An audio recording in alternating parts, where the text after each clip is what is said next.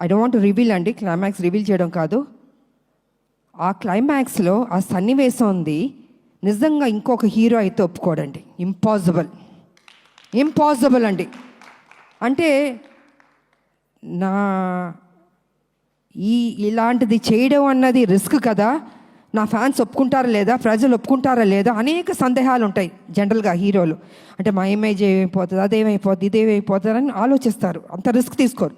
కానీ ఈ సినిమాలో బాబు అంత రిస్క్ తీసుకుని ఈ లాస్ట్ క్లైమాక్స్ 20 minutes అన్నది ఒక హైప్ క్రియేట్ చేసి ఎక్స్ట్రాడినరీగా ఉంది క్లైమాక్స్, బాబు బాగా చేశారని అంత రిస్క్ చేసిన బాబుకి నిజంగా హ్యాట్స్ ఆఫ్ చెప్పాలండి.